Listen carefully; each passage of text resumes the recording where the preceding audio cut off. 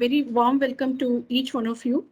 On behalf of Bangalore Chamber of Industry and Commerce, we welcome all the dignitaries and the delegates for the exclusive session on breaking the bias.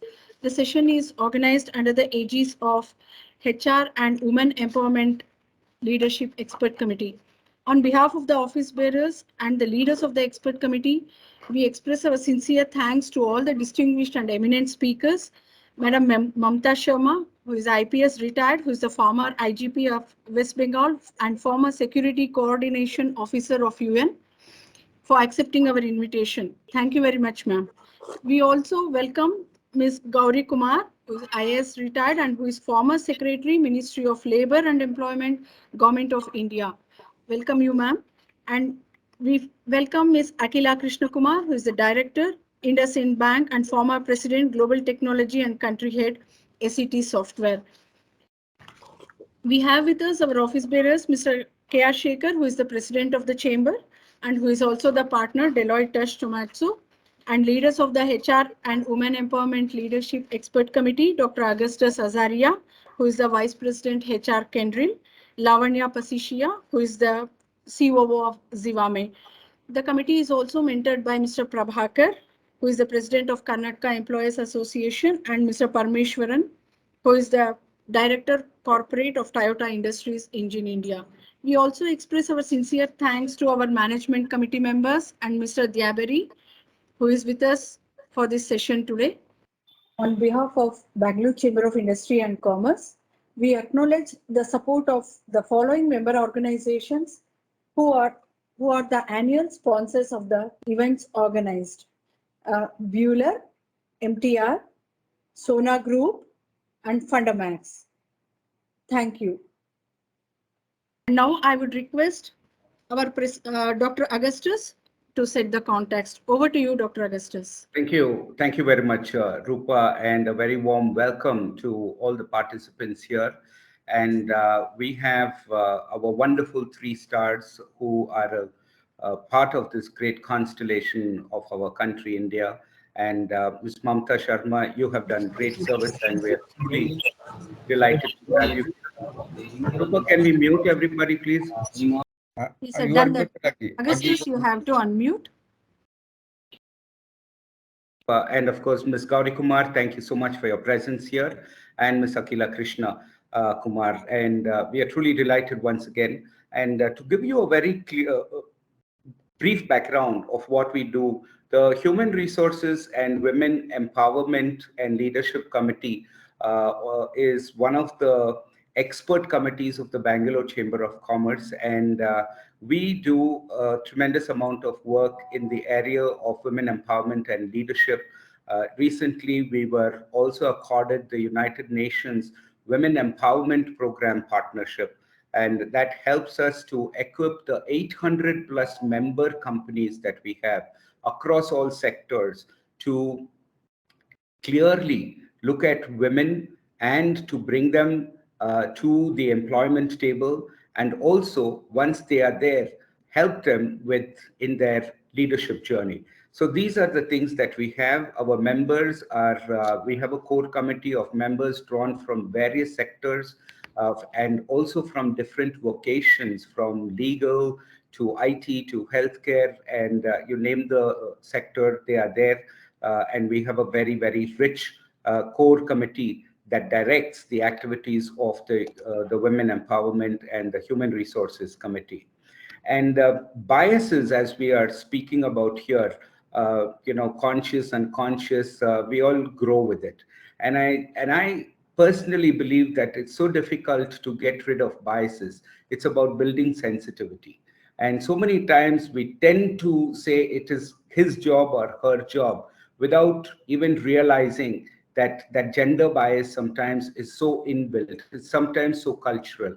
And there is a challenge within us. But I suppose more programs like this will sensitize us so that when an unconscious bias comes to the fore, we are able to address it. Now, it's just not about addressing the bias, and I think it should be followed by action. And one of those biases or the limitations that were there was women working nights. And for the last few years, or many years now, for the IT industry, the government has given an exemption for women working nights. But how did that happen? That happened because women themselves felt that that legislation was limiting them.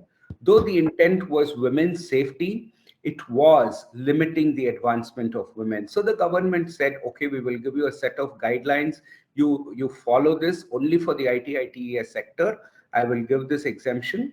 You pick up women, drop them back at office and take them back home with a security guard and escort and all those things. So that elaborate situation and system is in place. But the most important thing about here about biases is that we question it and then we do the action. And in this particular case, we went, engaged with the government and spoke to public policy experts and said we need a change there. So I think while we are addressing biases, it's about action. And though we have various industries within the ambit of the Bangalore Chamber of Commerce, we have never left a stone unturned to ensure that we go and influence public policy to bring up a holistic work environment. Because at the end of the day, male or female, we are different, but we believe we are equal. Thank you very much.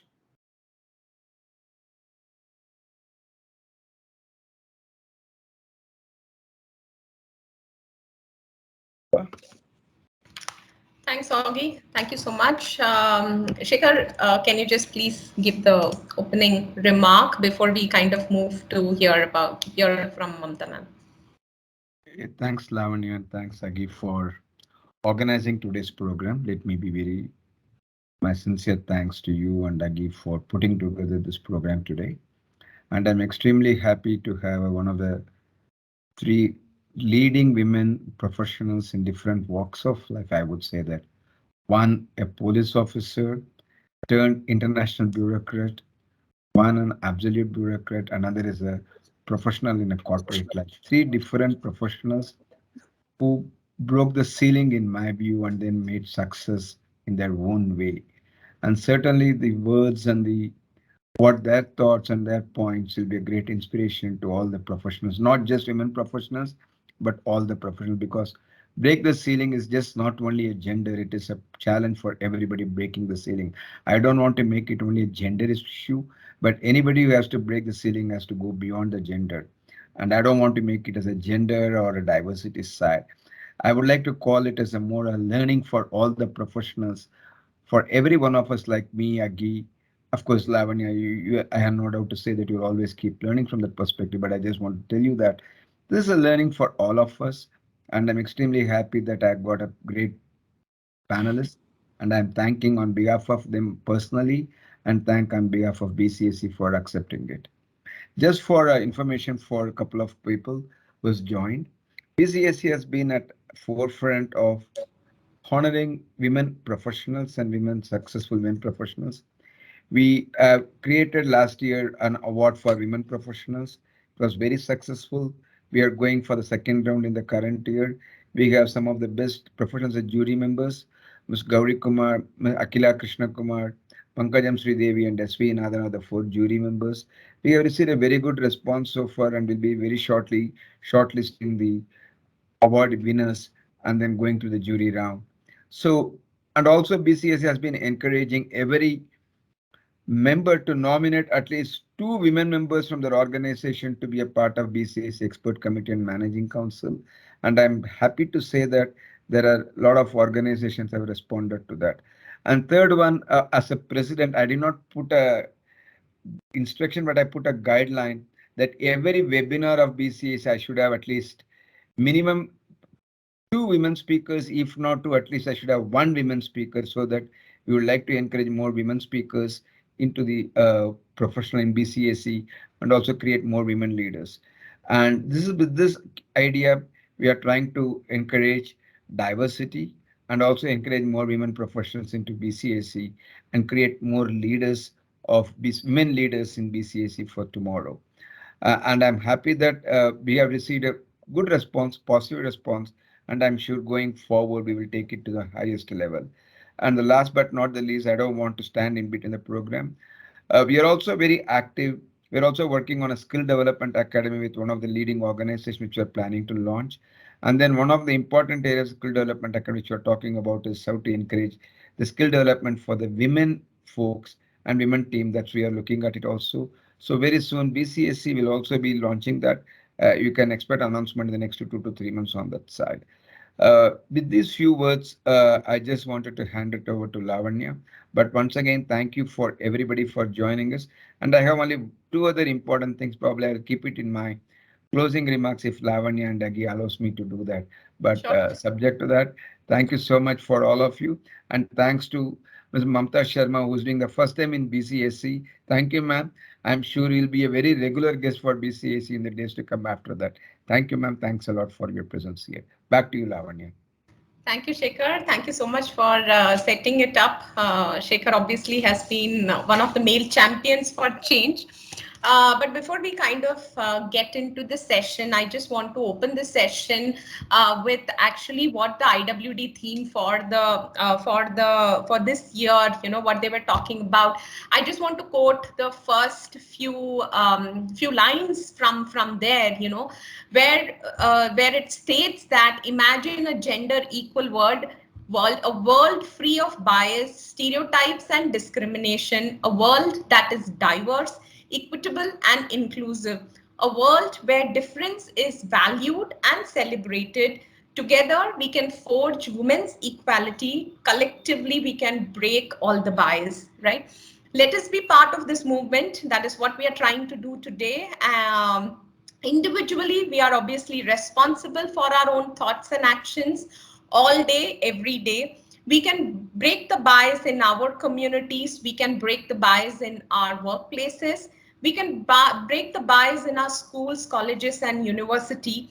Together, we can break the bias in this International Women's Day month and beyond. Today, we cross our arms to bridge the divide and break the bias for an equitable world. You know, so this is the message what we want to kind of give as part of this this session. I welcome everyone today for an exciting conversation. I think so. We really heard from everyone that we have three distinguished guests with us who have actually broken the stereotype and have shown resilience in pursuing their careers. Like Shekhar introduced, we have an IPS, an IAS, you know, like accomplished corporate women, and they have not only got accolades for themselves, for their companies, also for the kind of nation.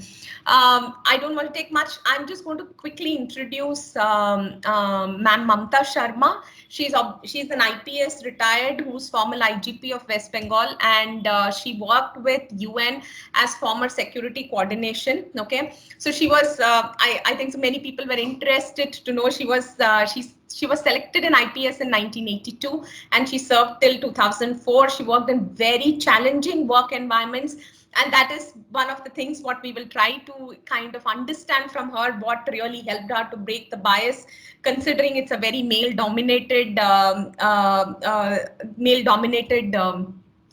society, especially when it comes to IPS. She was she had the privilege to kind of work in several challenging environments with CBI and several high-profile cases. You know, she was awarded the President's Police Medal for meritorious service. I think so. That is something which obviously is given for people who get accolades to the nation, right? Post that, she joined UN in the Department of Safety and Security, which I understand from her is a very competitive recruitment process. And she worked with World Food Programme and UN High Commission for Refugees and with secretariats at the Department of Safety and Security. She has supported the Eastern Africa desk with about 22 countries, and she also took additional responsibilities of supporting 45 countries and has guided staff in high security assessments, who in turn worked as security advisors to UN ambassadors in many countries. You know, I just want to extend our warm welcome to ma'am, and to kind of give her opening remarks. Ma'am, over to you. Thank you, Lavanya. That sounds pretty impressive to me, but I hope I rise to the challenge. And I I'm want sure, we have to, no doubt yeah, about that. I want to thank Mr. Shekhar for reposing such faith in me, and Dr. Augustus for his very smart comment. You know, it's about building sensitivity, and as Mr. Shekhar said, it's breaking the glass ceiling or the glass ceiling is a challenge for everyone because. But I'll stick to the subject. Thank you, Rupa, also for giving me backup. So, I suppose I'll try to keep myself to the subject as much as possible. But if I'm veering away, please let me know. And I suppose just to previously, Lavanya had asked me before this meeting to just take a few minutes to talk about my journey and how it relates to breaking the bias, isn't it? Okay. Yes. So, okay, I'm not from any top IIT or top medical school, so I had more time, I suppose, to develop my personal strengths, which I didn't know, latent personal strengths, which I didn't know I had. So apart from being a very pretty decent, good student, top of my college, and I was also president of my 2000 student college. Dabbled in politics, had fun, organized stuff, and you realize that you can do so much more than just your classes and your one subject. As was, and I was also during my school days. My okay, I come from a family of doctors, but during my school days, I had come across some excellent district magistrates. One of them retired as RBI governor, Dr. Reddy, Y. Venugopal Reddy, and legendary superintendents of police. That made me kind of veer towards Indian civil service. I thought they had such reach in facilitating change. That fascinated me. So I had these great role models. So for me, like competitive exams to get into civil service was kind of a no-brainer, but I had to make it. So it really, I don't know how much time, but it takes 2-3 months of serious work, and you make it. And I wanted a say in whatever we are doing, like a vision or strategy or implementation, because I tried because this examination is, as Ms. Gauri Kumar would know, does know, is like 1 year process. So during that 1 year, I didn't want to sit idle, so I university picked, as I was the first one in the state of Andhra Pradesh at that time. So they chose. I did masters in Sanskrit.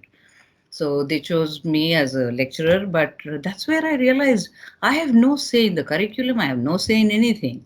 I said, okay, no, though I love, and I wouldn't have been here without great teachers, but I said I could not sit back and let life go by.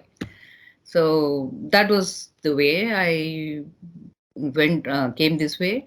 But bias, I suppose I was lucky in like some of us, because at home we were never raised as a boy or a girl. We were just responsible human beings. That's all. Were having a lot of fun. That's all. So that was the easy part. Yes, but there are challenges for a lot of women, lot of girl children, girls.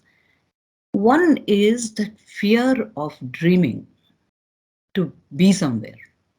At least personally, this is just came to my mind. That's because a couple of people even told me when I said that when I was preparing for the exams.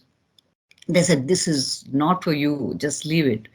He said, "That takes too much time. You won't have any other life," kind of thing. If you're really serious about it, these people come around. And plenty of conscious and unconscious bias, as Dr. Augustus said. But actually, first time I felt or faced something like that was when I joined the Indian Police Service. God, my fellow colleagues, initially, I suppose they couldn't swallow it, most of them. The honorable exceptions are always there. And but as time goes by and little patience and by proving merit, I suppose it's irrespective of women or men. I suppose we all have to prove our merit to earn respect.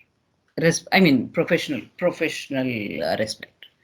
Definitely small, but not small sacrifices also along the way. You have to make either time, personal life, or whatever. But what I found was like, apart from training, I'll try to make it short. I was one of the first. I was the first lady officer in Bengal, though Kiran Bedi was the first one in India, 10 years before me. Uh, First lady officer. Nobody in next 5-6 years. In 1990, I was DCP, Deputy Commissioner of Police in Calcutta, handling quite a few things where how much confidence the Commissioner of Police reposed in me. In that, Nelson Mandela was there, Prince Charles was there, Prime Minister Chandrasekhar, and someone. And you learn from so many people. Those days, 99% of them at that time, maybe 100% of them were all men. I learned so much from them, and they helped me in gaining confidence, not brushing me off when I wasn't up to the mark. It hurts to admit that. But they were the men who helped me gain confidence. But along the way, you have to also, all of us have to prove. And what breaks the ceiling for me is integrity, professional competence, dependability. That if you take up something, you will complete the circle. You'll never drop it halfway. You will not delegate unless delegation is required. That kind of, dependability thing. I think that's where the powers that be start seeing you. Till then, you are just one more name or a number. At least that is my personal thing. And as I mentioned, I'm just repeating myself. There were a great lot, especially one or two who are just the men or officers, who are mentors, who were like, without whom I wouldn't have come this far. And so, having recognized that, I always took my job in mentoring my juniors very seriously, whether men or women. For me, they're all professionals. And I personally think there are quite a few who do not, maybe I'm getting into troubled waters, but perhaps I had been lucky. I had few people who gave me tough time because of gender. So these and when you mentor your juniors, and they're also growing along the way, and you earn their respect and their word of mouth, and this slowly helps in reducing any bias for unknown people who once work with you, all they don't even think about it. But the word of mouth also, I mean, basically your reputation carries. Basically, and that was while I was in IPS, and then as you said, I quit. And since I didn't have any other lady officer above me, so I don't know how women bosses were, but UN, once I went there, the bias is much worse, honestly. Because there is so many variables come in: race, gender, nationality. Someone comes from just maybe, well, let me put it in a simple words, non-gazetted officer, just above a soldier. And you are here, you go as a general, and they can't swallow it very easily, and that too being a woman. That I have clearly felt that in UN. And I had only two really poor supervisors. One of them was a woman. So it's like, I don't know, my luck. Partly I felt it was maybe the fear that I would overtake, because in UN, every job is a competitive exam. There's no promotions. So any day, unless if anyway, that was one of the things. So it was much tougher in UN. You prove your professional competence, your dependability. Like I had, but I had a lot of fun working, because the Lebanon-Israel skirmishes always are on. UN house was bombed in Nigeria, 24 people killed immediately. Nigeria becomes my responsibility. So many hostage negotiation situations. I remember in Pakistan, what fun! Imagine you are sitting there, and I prefer doing. I can do all-nighters, 2-3 days in a row, and imagine now.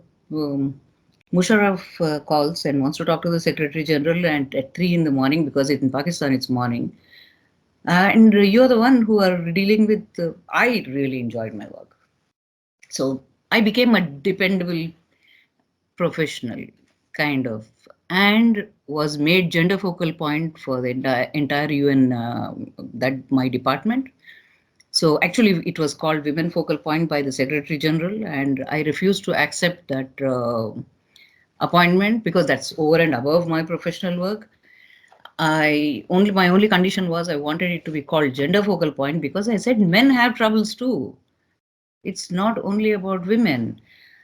I suppose when we see everything equally, I suppose slowly others also will learn. And it's a long shot, it's about upbringing, education, but at a corporate level, or at a department level, having the right policies and implementing them, as Dr. Augustus also pointed out, and quick justice if there is anything need to be remedied. All those things go a long way. So I revert to you, Lavanya. Okay, ma'am, that's really inspiring. Certain stories, what you were telling, it is like, it's actually like a movie for me. At least it's like living through a movie, because we don't like really come across day-to-day exceptions. But couple of things which I just wanted to kind of pick up from what you were speaking, ma'am. One thing which we read was about you getting the police medal for your meritorious service. So I just wanted to kind of understand, how was your experience as a woman? Was it very different from your male counterparts? Or yes, you spoke a lot about merit and earning respect around it, but how was that? I think so that's one of a big accolade as such. So how did you actually feel about that whole experience? It feels good. Feels good to be recognized, noticed at that level, because we are, as our fellow panelist, IAS officer Ms. Gauri Kumar would say, that we are presidential appointees. So President's Police Medal means something, and that too, I kind of got it. There's something, usually they have some kind of cutoff, like you do minimum 20 years service, 15 years service before we consider you. It's not like if you put in so many years, you get it. No, it's not like that. But I can say that I got it 3-4 years before I could be considered. So it feels good, and the word of people know that, okay, Mamta is already there, kind of thing. That also, because it also shows, like, I had so much, I suppose, good fortune and the opportunities. I'm saying police people, when they say good fortune and opportunity, that means usually it's a crime. Okay, sorry. So so like the security scam of Harshad Mehta. So I had a lot of interaction with SEBI. Actually, SEBI wanted me to leave IPS and join SEBI in Bombay. Couldn't, again, family. See, so many times, there are times, men or women, more often women, at least I feel, at least in my generation, take a backseat in choosing a career, rather choosing certain assignments in a career. But if you have an understanding spouse, partner, sometimes one person gets a leading role, leading assignment. So it is more on understanding, but I suppose we are getting back to the police medal. It was security scam and Rajiv Gandhi's assassination investigation, which was almost all of South Indian CBI was under Mr. Karthikeyan at that time.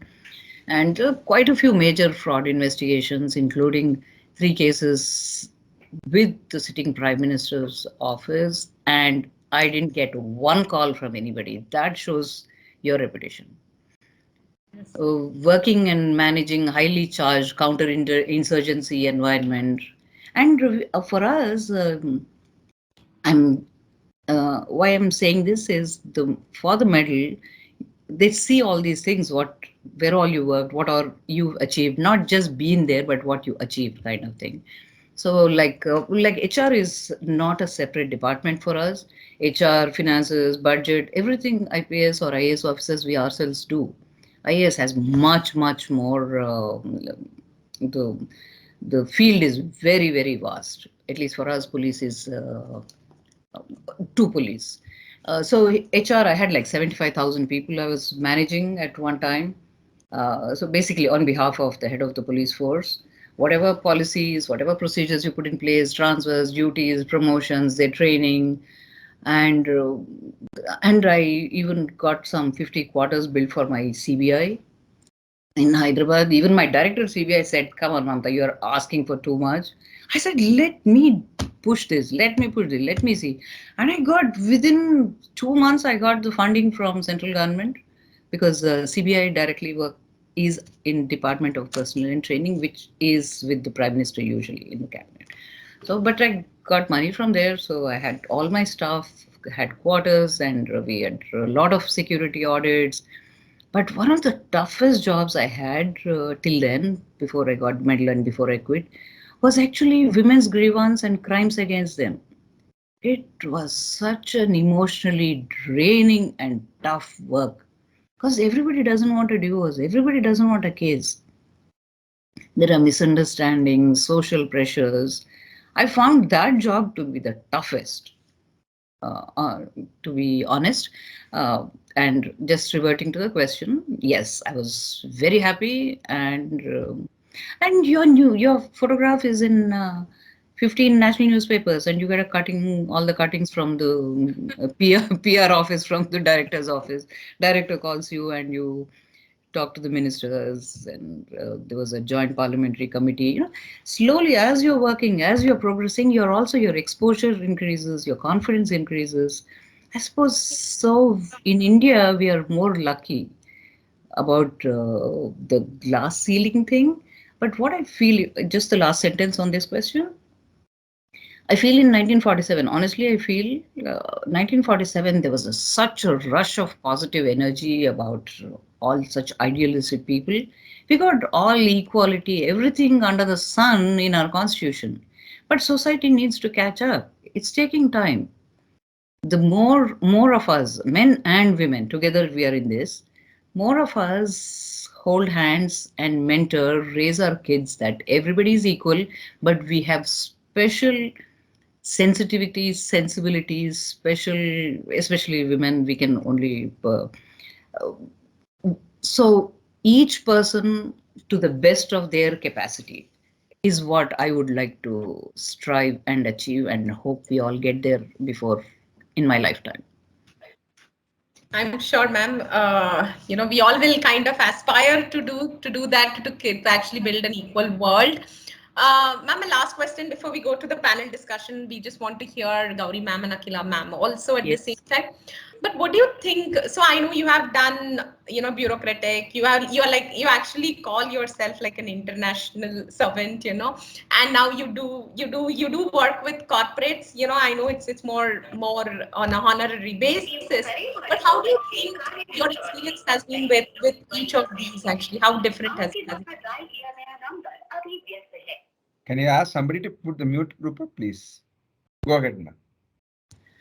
Lavanya, could you just repeat the last part because I was. Sorry, ma'am, I said you have worked in different. You have worked in IPS. You have worked in UN. Now you're doing a lot of work with the corporate world. I know it's more an honorary service, but how has your been experience in different ways? Do you think the acceptability was more, say, probably more in corporate than what it was in IPS or in UN? Like, is the experience different between the three of them? Let me put it this way, because at least in civil service, I suppose you are taken for granted as an equal, for at least in my mind. The moment you, at least I'm speaking for myself, the moment you wear uniform, everybody is the same. All the people, whether young or old, or people who's a sub-inspector or who's a village sarpanch, MLA, minister, everybody. Okay, I think I'm not very clear about what I'm saying. Okay, I'm not able to put it across properly. Sure. Let me say, there is a bit of, it is a little challenging in different ways in both, because corporate world which you have mentioned, I just tried 1 year. I mean, not tried, I was there, so I volunteered for 1 year. I was available. And now also I kind of hand-holding I do with one of the district magistrates, who's actually I was very happy yesterday. The list came out about 9 outstanding IAS officers, and she was one of them, and who does a lot of SDGs and women empowerment things. Anyway, so in civil service, I found it easier because there is a structure. You are so and so. That's done. Whereas I suppose in corporate or in UN, that structure is kind of missing to give you. So you have to be by yourself, prove your worth. Your rank won't pull you. You can't pull your rank. Okay, to put it that way. Sure. So I understand that the experience is obviously the same, but again, coming back to prove your merit and earn the respect, I think so. That is what you're kind of hinting at from your discussion. I think so. Lauren, I have only one question to ma'am before we go to the panel discussion. Please. Ma'am, I know very well when you and I discussed, you have shared me some fascinating, some interesting stories, the challenges which you have come across. So I just wanted for the people to listen to you. One of the big challenges, which you believe which you can share, and how you overcome that, despite there's no bias or there is a bias, ma'am. There are two kinds. To just quickly put it together, one is actual systemic and actual emerging challenges, like their political coups, hostage situations, contested elections, civil strife, serious crime. And the other kind of challenge, which are really these evacuations, health hazards in Guinea-Bissau, Pakistan, Yemen, Lebanon, Somalia, Chad, Mali, Central African Republic, whatever. And the other one, equally challenging, I found, were incompetent colleagues whose mess lands in your lap. These, to put it.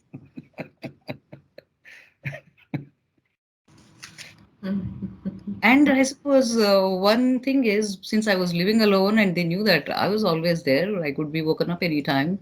I don't take off for any other reasons, so I'm always there. If somebody, the family pays a price, children pay a price, and definitely my mother-in-law helped out. Without her support, I couldn't have gone ahead. Challenges in the sense, because otherwise it becomes like specific cases. We could just offline we could chat later. Thank you. Back to you, Lavanya. Yeah, thank you so much, ma'am, for your sharing your experience very candidly with us. We'll continue to discuss further in the panel discussion along with Gauri ma'am and Akila ma'am. Okay, I just want to quickly introduce Gauri ma'am. We have she's obviously a retired IAS officer. She's former secretary, Ministry of Labor and Employment and Ministry of Home Affairs of Government of India. She was appointed Director General of National Institute of Fashion, Fashion and Technology, Ministry of Textiles for 2002-7. She is currently independent directors on various boards like Gujarat State Fertilizers Chemicals, Gujarat Narmada Valley Fertilizers. There are like a lot of lists which I'm not going to kind of name. But what I find interesting, she's also a founder of an edutech company, so how she's kind of evolved herself from being an IAS officer, actually working with various governments and also now doing edutech companies, the new age companies, what we kind of look forward to. Ma'am, it's a great pleasure to kind of have you here. And I'm just going to go directly and ask you the kind of first question, in terms of, we are talking about bias, stereotypes, discrimination, where we are talking about creating a equitable world for everyone. What's your thoughts? How do you think this can be achieved? It can it be achieved? Yes, I do feel it can be achieved, but how do you think it can be achieved? So let me first thank Lavanya and Augustus and Sekhar and Mamta for setting the context that it is not about a gender bias. The biases are palpable, strong, pervasive in various matters, and gender is just one of them. Correct. And how you deal with the bias. There are two ways of dealing with it. You can either focus on the bias and try to build coping strategies, but in that process, you may give the bias a sense of legitimacy. The other way, which is what is my style, is that you just take it in your stride for what it's worth. Just to know that there is an open sky for you to soar and explore, and the glass ceiling is actually a myth which is being perpetuated to retain power. It's a power equation that we are talking about. So, and, most of the time, very interestingly, I have found that the world sees in you what you see in yourself. In fact, journey of Mamta and mine has been very similar.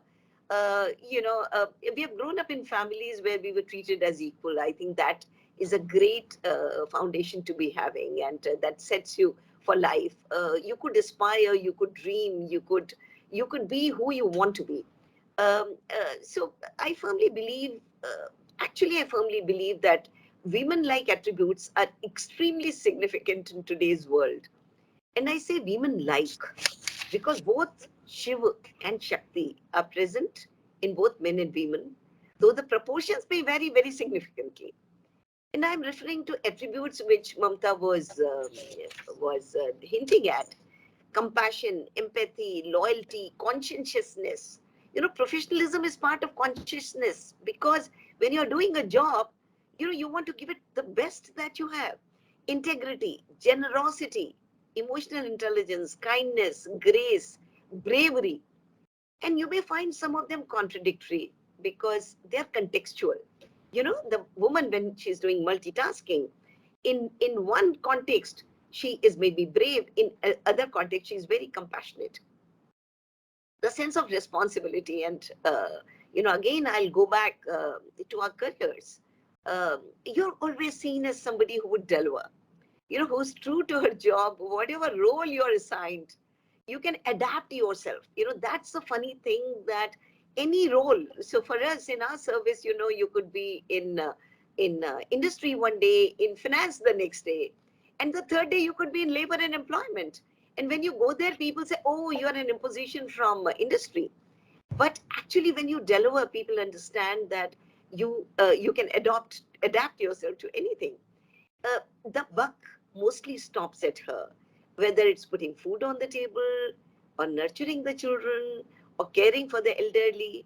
She's the one to conserve and sustain, feeling responsible for the next generation.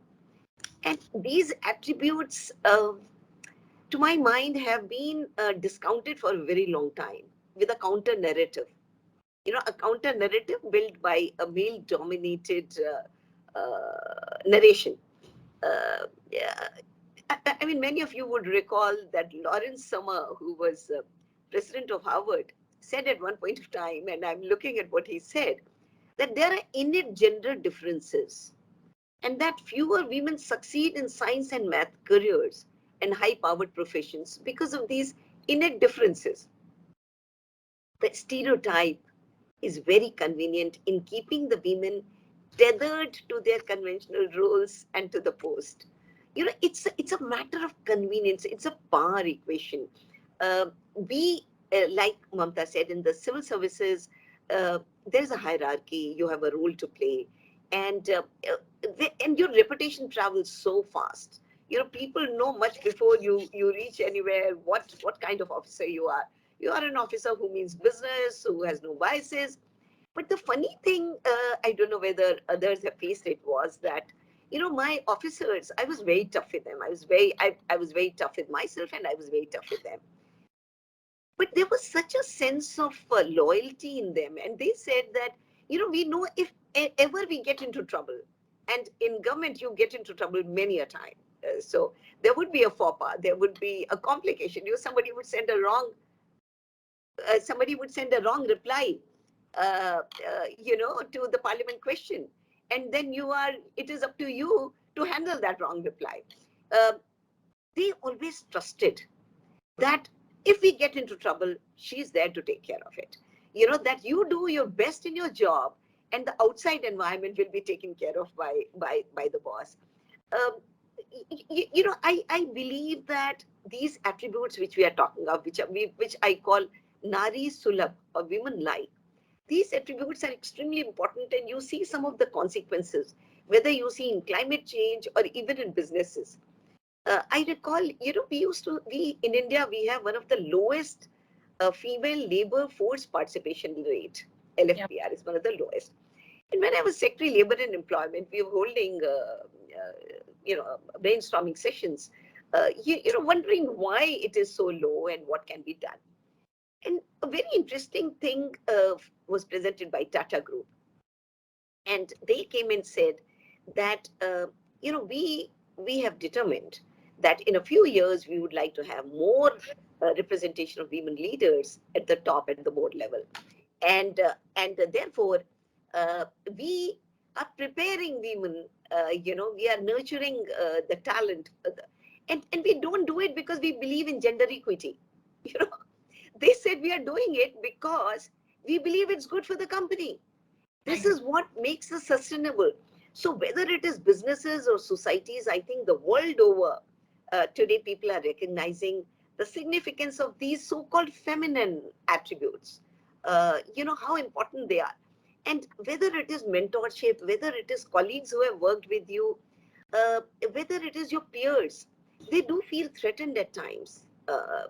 There's no doubt about it, because your efficiency, your delivery, your performance, and the career trajectory that you have, not because you're a woman, because just you are a good professional, you are a dependable professional, you are a professional who can be trusted to deliver on any job. So the trajectory that you have certainly is daunting for some of your male colleagues who believe that it's not always the performance, it's not always the delivery that gets you there. So it's very interesting how no one calls you up. No, I mean, it's so interesting. I used to be municipal commissioner in a place called Bhavnagar in Gujarat, and my husband was the district magistrate there. There's a very interesting thing. And very interestingly, we had our offices in the same campus. So, people would call him up and say, can you please tell madam?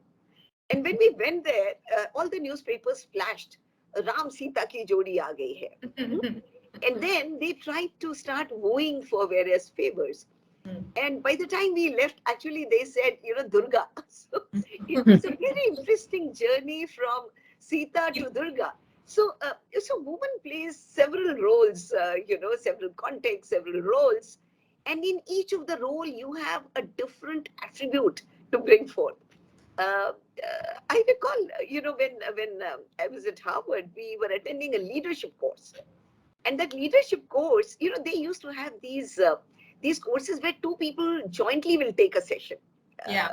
And we had some very interesting courses. So one was a psychiatrist and the other was a nun from Vatican. And what they were presenting is that we are offering a series of tools. Don't take them as given. It is not that a compassionate style of leadership or an autocratic style of leadership is the leadership style. You have to discover your own style. You have to be yourself. These tools can come handy in a context based on your personality. So back to you, Lavanya. Yeah, thank you, ma'am. It's very interesting. What you said, the world sees in you what you see in yourself. It's a very, very interesting perspective. Whether you want to show the Sita or the Durga, it's very interesting. I'm going to just introduce Akhila for a movement. Akhila Krishna Kumar, she was with Indus. She was director at Indus Bank and former president global technology and country head at SCT Software. It's a Fortune 500 company and a global leader in financial service software. She has corporate career over 30 years, and she has led technology driven companies where building enterprise scale solutions, and she was servicing across the world. Her focus has been on operational excellence, talent management, and customer relevance, which repeatedly has delivered robust returns for many of the businesses what she has managed. She is on the board of State Bank of Mysore. Okay. Obviously, after two bureaucrats, ma'am, we come to the corporate world. You have obviously held various positions, leadership positions, CXO positions. What do you think the companies have to really do in terms of thought leadership? Everybody accepts, believes, companies have kind of come to accept that. But really, what do the companies have to do to promote gender equality, to kind of do away with the bias, what we are currently talking about? Hi, everybody, and thanks, Lavanya, for that introduction, and Shekhar for pulling me in. So much appreciate.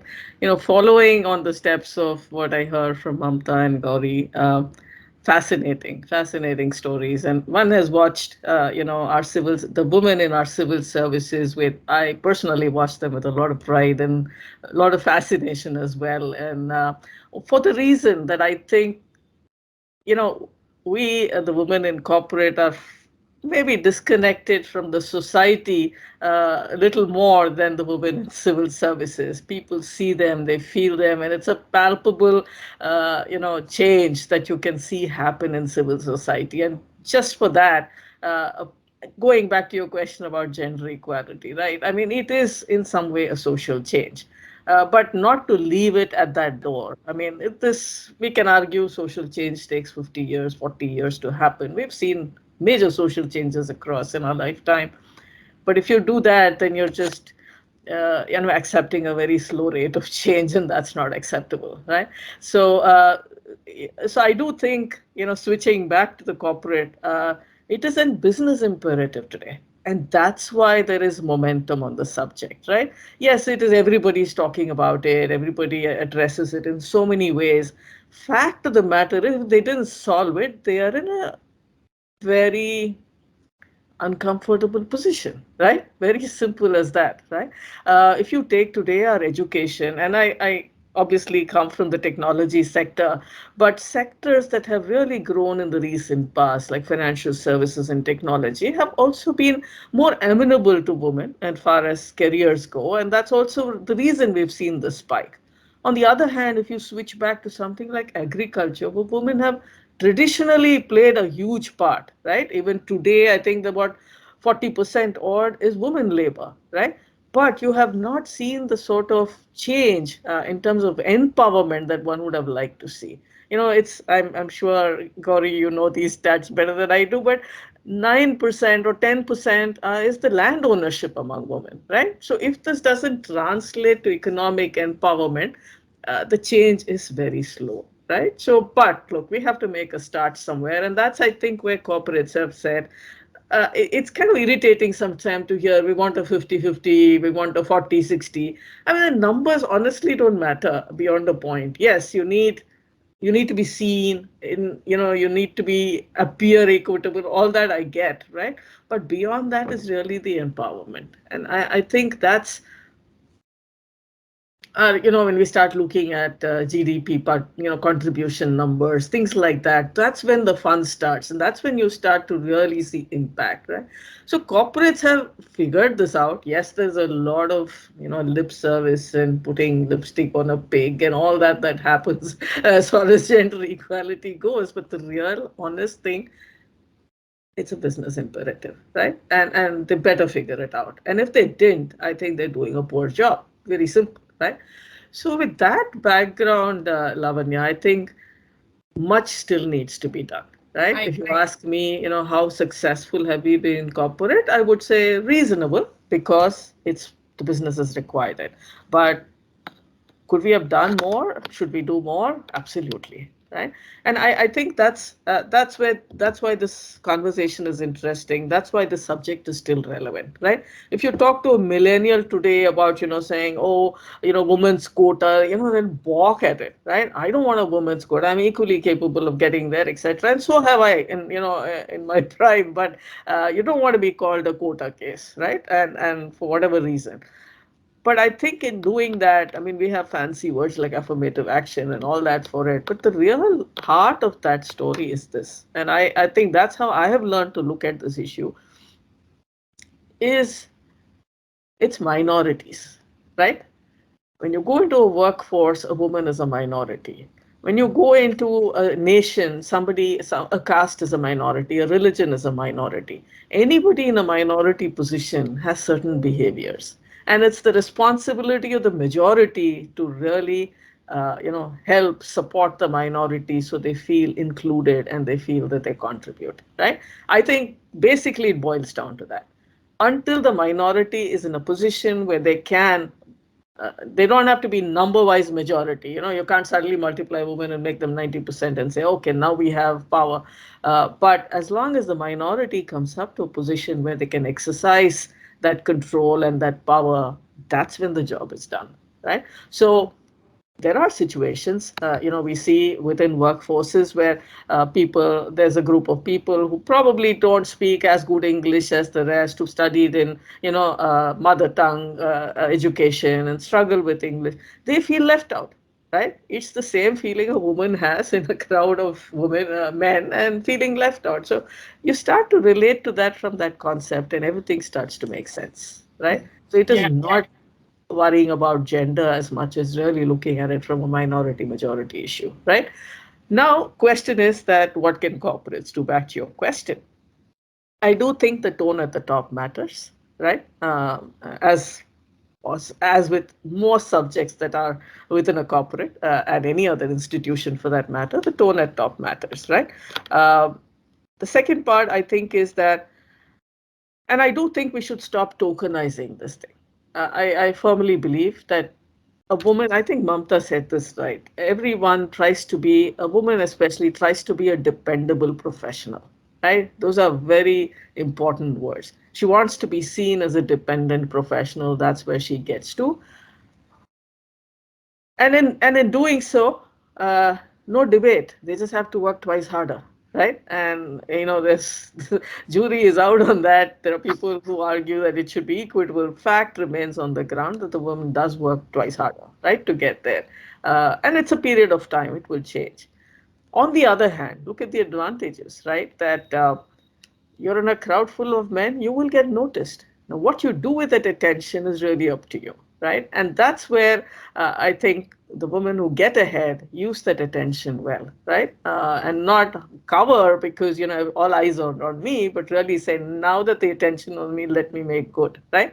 Now, whether it is showing up for a women's conference in New York wearing a sari because everybody is woman now, how do I stand out, right? I mean, I have to do something different. Or showing up to a meeting in India and being the only woman in the room, you will get noticed, right? So what do you do with that matters?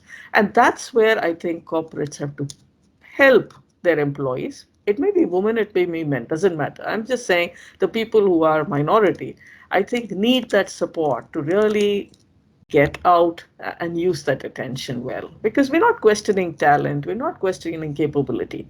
We're questioning how to turn an opportunity into something good, right? The glass ceiling myth that we talked about. And more often than not, we have found there are 2-3 areas where and all, Gauri listed all the great skills that women without doubt excel, right?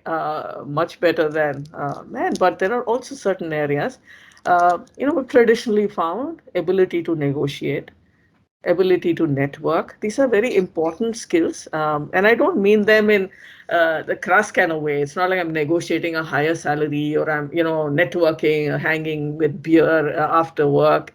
That's mostly how it's characterized. Sadly, that's far from the truth. Negotiating happens every day. The disappointing part is actually women are good at both outside the workplace, right? You go into a market and you see how the woman negotiates, right? She'll use conviction, she'll use data, she'll use emotion, she'll use everything to negotiate. Likewise, she will be the first one to network, right? At a PTA conference. But somehow those skills get buried in a workforce because they think those don't, you're not qualified or comfortable enough to do those. Sometimes, I know I'm generalizing, but corporates can identify these things, right? And it's not just for women. I know equally good number of men who are bad at both, right? So unfortunately, it's been assigned to women that they're bad. Let's use it. Let's get better at it. But fact is that most of your employees actually need it, right? So I think that's where leadership matters. If you're able to find the things that can help people get ahead and seize the opportunities, irrespective of gender, you've done your work, right? And I think that's where we should expect more from corporate India. Uh, and beyond that, as any leader, I mean, you look at your team and you say, what do I need to do to make this person show their best, right? Find them opportunities, give them that little nudge, but not start to tokenize this conversation, right? And I think that's what they can do better at, is my feeling. But yes, we have a long way to go, but we have some wonderful examples in the country. I want to end on Mamta's earlier point. I have traveled the world, I worked across, and I actually think women in India, in corporate India, are much better off than the women in the other countries. Exceptions, of course. And I'm not talking about European and all that, but if you take in America, for example, I sincerely believe there's far better access and opportunities and equality at workplace compared to women in the US. So we have a lot to credit ourselves with, but I do think we have a long ways to go as well. Yeah. That's an interesting concept. We always believe that people in abroad probably had much better opportunities than what we have here. And from there I'm just going to take this to a little bit different direction. I'm just going to ask Mamta ma'am this, that like Indian family, typically you all have grown up, you're taught to keep family first, right? Always put family needs first.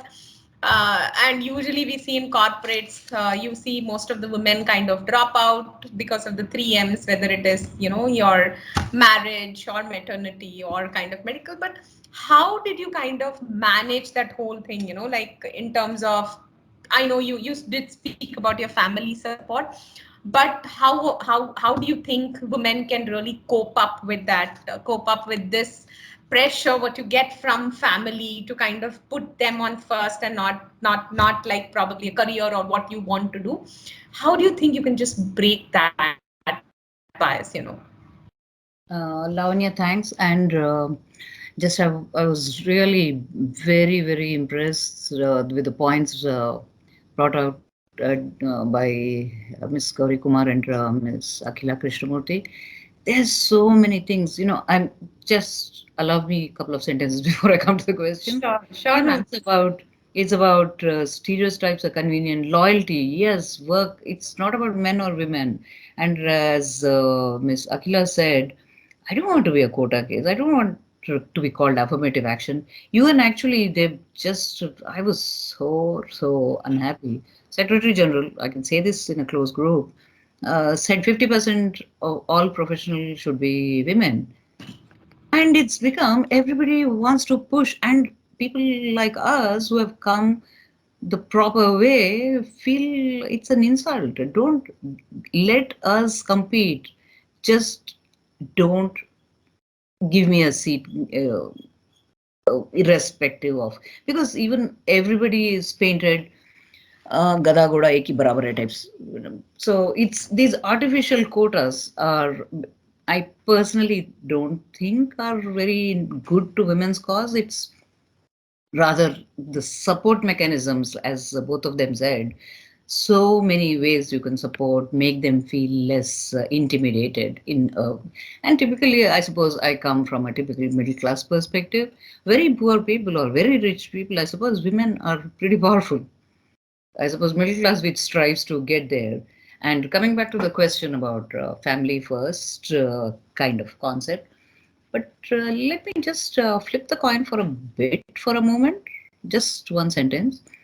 But we also have this advantage of having no pressure to be the breadwinner, women typically. Apart from exceptions are always there. So I suppose I used to make fun and say that I just earn the butter. So I suppose that gives me some advantage about when I want to pick up what, when I want to take off for a I mean sabbatical, when I want to go on study leave. Usually it helps. What it, usually the sabbatical is more for the family than self improvement in career. I don't know. That is my personal thing. But basically, family support is there. Family first is a very, uh, that's why I said a very kind of middle class thing, because it's low as if you see agricultural labor, that lady used to get less money because she's also handling the family and also de-weeding a paddy field or something. But I suppose it's a tough question. It's a tough question and tougher to manage too about family and career, both being and your spouse, all three things all the time can. It's very difficult to be in the leading position because three things are pulling in three different directions. Your career, your spouse's career, if you have a spouse or a better half or not a better half, significant other. I think that's more modern word, modern word. But I suppose I managed. I said as I gave it to my mother-in-law. I always knew, even if there's help at home, you know that there is someone at home when the children come home, and you rush back from work because you want to debrief the kids. At least I call it debriefing. Basically, ask how are you, what did you do. I wasn't the kind who supervise homework, so they never did homework. So I used to get yelled at and PTAs. But see, why PTAs and health emergencies, tonsils? Typically, 90% of the time, women take automatically they take up that obligation. We don't even ask the other person. This is our own unconscious social bias. We impose it on ourselves. How many times do we even ask for help? Three people are coming over for dinner, we jump in and maybe whatever. You try to fix things. Maybe we should learn to ask and let them participate. Sometimes, sorry, Sekhar, Dr. Augustus, and all of you, I think women, the way we were raised, at least that's what I tell my mother, you never ask dad to do any of these things and now you expect and he can't read your mind, that kind of situation. So if only we tell them, see, I need help with this, you take care of this, I'll take care of that. Slightly it helps. Like if I'm in a very tough situation in a career or a very competitive or competing thing, I suppose the other person, but it a lot depends on personal understanding, respect, and support for each other, and to vocalize what that you are proud of each other's achievements. And sometimes we I suppose women are more easy to vocalize. You did a great job. At least I am talking from my personal thing. I suppose men, I don't think, barring great exceptions, I suppose they don't see this 90% of the social family side which they take up. And we accept, we don't point it out. That is, I feel a little sad about that. I agree, ma'am. As long as they're not complaining, it's fine, So we just have to take it as an appreciation and move forward. just talking out of personal experience. But yeah, I know it's always a difficult ball, like there are too many balls to kind of juggle at the same time. Gauri ma'am, I just want to do one quick round before we kind of open this to the audience, because there might be people who really want to ask. I just want to understand one thing which we spoke yesterday was about mentoring. Like you said, mentoring is like one of the very important stuff to kind of, which will help us to kind of overcome this bias. I just want to really ask you to touch upon certain things on how mentoring has played. And please, Akila ma'am and Mamta ma'am, if like you all, Mamta ma'am also kind of touched upon mentoring and what it was important. But I just want to because I felt it's always great mentors give you that kind of perspective. So I just want to hear your thoughts on mentoring. You really spoke very well yesterday on that. See, what happens is what Mamta was mentioning just now, that you're pulled in different directions, whether it is marriage or maternity or, elders or husband. And these are very stressful, very tough on a girl, on a lady officer who's just coming in, to be taking a break, and people see you as being unprofessional if she's calling up during lunchtime to check on her children. It's a very difficult situation, and it is not completely appreciated by the society that she has a role to play. Now, mentoring lady officers or mentoring in overall, I mean, I won't actually put men. I think I think women make wonderful mentors, because I can only say from experience that people keep coming back to you years after you have left a job, to say, "Oh, ma'am, I remember, what a wonderful time we had." And I would say that, but when you were there, you were cribbing all the time about the hard work. And you go back, and that's the most interesting part, that when they go back, they realize that it is one of the most satisfying period that people had. So mentoring comes naturally to women, mentoring lady officers, mentoring anybody around you, actually. Akila mentioned that, in the civil service, you touch base with sections of people across society. So, you have officers, you meet people, you meet Gram Panchayat Pradhan, you meet a ward president. So there are so many people you meet. And it's very interesting that, your own personal example and the way you handle the situation inspires so many more people.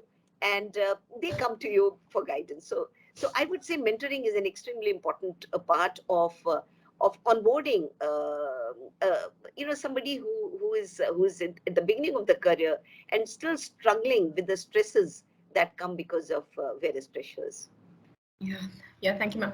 I'm just going to open up for the audience to ask some questions. I have more questions to kind of talk to ma'ams, but I want to know if there are other people who really want to, because we have last 10 minutes. I just wanted to take this opportunity to open up to the audience if there are any questions which you want to hear from our distinguished guests.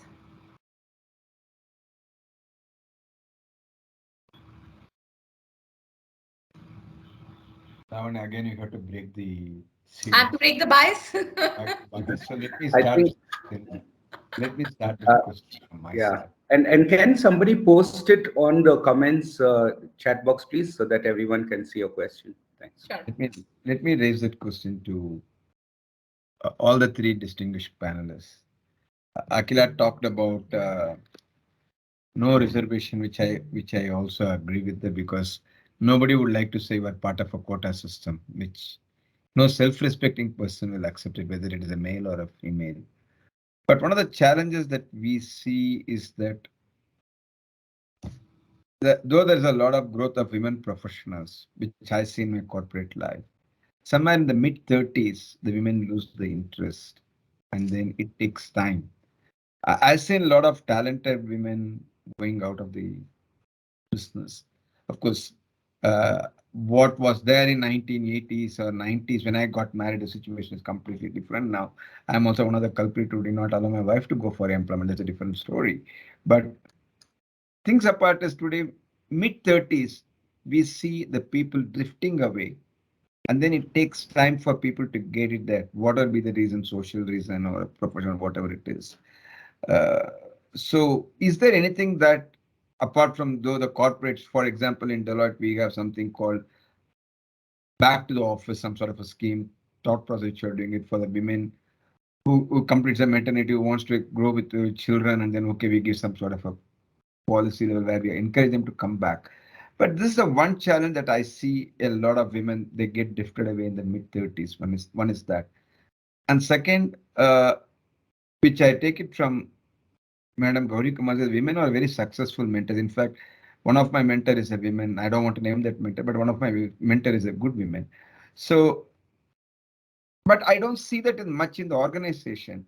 What is it we need to do differently to capture these two? That's what I just wanted to check with all the distinguished panelists here.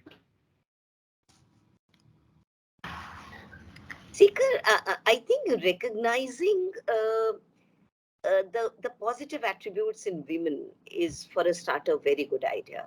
Like I was mentioning, that somehow these attributes have been treated, they're considered as weaknesses rather than your strengths. Weakness even by the ladies themselves, in trying to be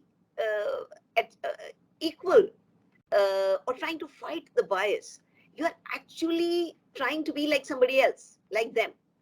And then you're trying to beat them at their game on their terms. I think what is required by the corporates is to recognize that for their own, in their own interest of the corporates, or let's say even from the policy perspective, it's important that these attributes will lead to sustainability, will lead to growth, will lead to creativity, will lead to better harmony within the organization, better growth of the organization. And the moment you do that, I think that is the turning point for me. And wherever we are, I'm sure each one of us, wherever we were, we gave that confidence to the rank and file that it was okay to be yourself. You don't need to be like somebody else. You don't need to compete with them and be like them, because then you are denigrating your own strengths. So my limited point is that I think there are lots of attributes, and some men have those attributes. It's very interesting for me, and it amazes me. I don't know, it might be shocking for some people. In this whole Russia-Ukraine thing, who is winning the war of perception? It's clearly Zelensky who's winning it. And he's not, Putin is just an antithesis of Zelensky. If you look at Zelensky, he's displaying actually some of the very interesting so-called feminine attributes. He is emotional, he's connecting with people. Now that I think is, for me, that gives me the confidence that all is going to be well with the world, because I think businesses, in society, everybody's realizing, as I mentioned, climate change. Why did it happen? Because we didn't conserve. I think women are natural at conserving, at protecting, at caring, at nurturing, and these attributes actually go a long way in mentoring people, and for them to become better human beings. Okay. I agree. And if I may just add a point to Gauri's point, I think traditionally companies have rewarded, winner takes all, right? Irrespective of the means, right? The end matters sort of approach. And that's actually led to a lot of the destruction we've seen. I think increasingly companies are incentivizing and also calling out, the right way to do things, right? And incentivizing people to do it right. I think those, and yeah, as she says, I mean, these are feminine natural behaviors, but it's starting to show up in corporate leaders as well, because that's the right way to do it, especially on climate change issues, etc. So I think it's also the incentive system that has to change. Thank you, Akira. Thank you. Ms. Sheikh, yeah, just if I may, I totally, completely agree with. I couldn't myself have put it in any better way than Ms. Gauri Kumar and Akila Krishna Kumar, and that's like about recognizing those attributes. And because of time constraint, I don't want to repeat, but I totally 100% agree with both of them. And my small one, I would like to close it with one line only. I think there's a study also, and my personal experience shows men apply for jobs which they think they deserve, and women look for jobs which they think they can handle. My advice would be, just don't prejudge the situation. Love your work, move on. I myself have done the, I have committed this sin. So if I may give that advice, just, I'm not asking you to be like men. I'm just saying, recognize and give yourself a pat on the back that you are handling two worlds with equal, uh, with such aplomb. Give yourself a break. Great, Mamta. Thank you Yeah. so much. Thank you so much. Akila ma'am, your last comment, like I know we have just 5 minutes to end the session. So what are your closing comments? Not so much closing, Lavanya, but I just have a slightly funny take on this, right? When I see these sort of inequalities play out, right, at corporates, I also think the men in our workplace are not equipped to handle women as leaders, right? Fact is that they're just uncomfortable, not prepared, right? And I do think it's also learning for them, right? And I think we will get there, but I sometimes look at the situation and their response to it is to get aggressive, ignore, do all those things. But the true fact is I don't think they know how to deal with it, right? I mean, that's how I reason with it and sort of give them a little benefit of doubt in that sense. But things change dramatically when the guy has a daughter who's ready to go to work, right? And that's really funny to watch. And that's when you know that now they're realizing. Then they'll talk to you about women's safety and this and that and all that. It's funny, but I mean, there's something to take away from that observation. So I do think women also have to play a part in breaking that bias. And the men have a very major role to play in getting comfortable with having women bosses and all of that. So I think it's societal change end of the day, but it's a very funny experiment to be having your eyes on and watch. It's great fun. Yes, I agree. I think so. Padmaja, Dr. V. Padmaja has a question, ma'am. Like Rupa, can you unmute her for her to ask? I've just unmuted myself.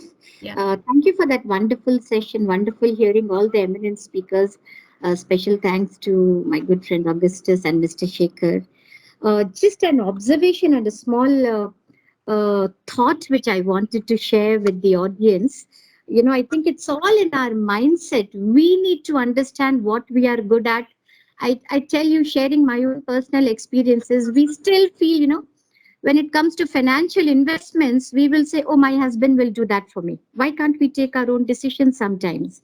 Or, if you have to plan a trip and go out somewhere, you'll say, I'll wait for my husband to decide. I was seeing a reality show, and a middle class woman from urban society, she was saying, my husband has not yet taken me to Goa, and she's working. So I feel it's all in our mindset. We need to think what we want. So sometimes I find it ridiculous when men say, oh, my wife can do whatever she wants, or I've given her the permission to do whatever she wants. Why do we need permission? She just, it's all in her mind. If she wants, she'll do. If she wants, she can fly. Those were some of my observations, which I just felt, I just felt like sharing with the audience, because this topic of women empowerment and having parity at workplace, these are all well discussed topics. But when we still go to rural India, how do we break the bias amongst the rural audience is what maybe anyone can share. There's still a lot of gender disparity in the rural segments of the country.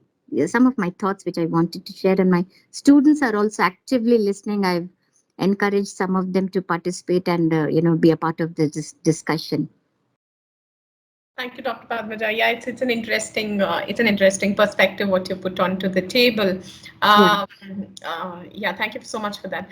Mamta ma'am, any Gauri ma'am, any closing comments before we hand it over to Shekhar to kind of do the conclusion? I'll refrain. This is Mamta. We are already 7:29 plus. Yes, I know ma'am is like, she's like a killer for time and we need to respect that. Shekhar, over to you. It was like a really interesting discussion. I learned a lot through this, but over to you for closing comments. Hey, thanks a lot. Thank you so much to all the distinguished panelists and all the distinguished audience for participating today.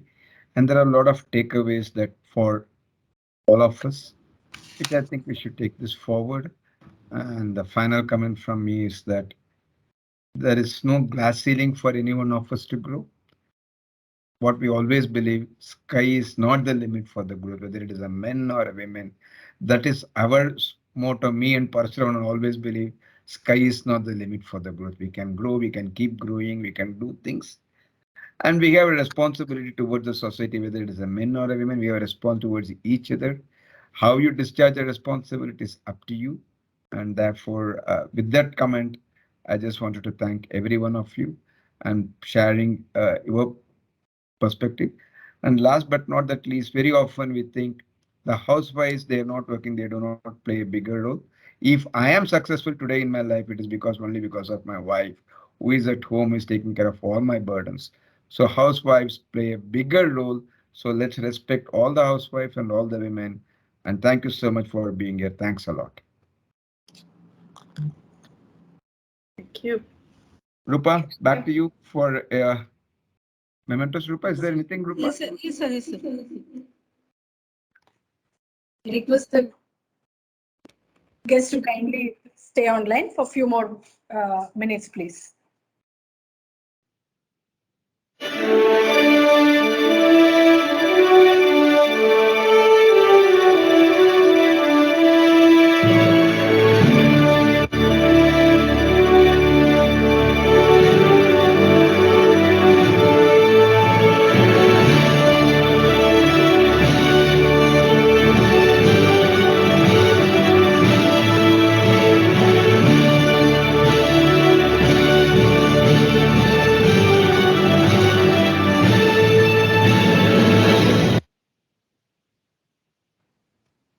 Rupa, national anthem is there or no? Yes, sir. Can you just rise up for a national anthem, please, with this way? जनगण मन अधिनायक जय हे भारत भाग्य विधाता पंजाब सिंध गुजरात मराठा द्राविड उत्कल बंगा विंध्य हिमाचल यमुना गंगा उच्चल जलधि तरंगा तव शुभ नामे जागे तव शुभ आशीष मांगे गाहे तव जय गाथा जन गण मंगलदायक जय हे भारत भाग्य विधाता जय हे जय हे जय हे जय जय जय जय हे. Thank you all. With this, we are closing it. Thanks a lot, please. Thank you so much. Thank you. Bye-bye. Thanks, Akila. Thanks, Mamta Garu. Thanks, Gauri Madam. Thank you so much. Okay, sir. Thanks Thank to all. you. Thank you. Thanks, Lavanya.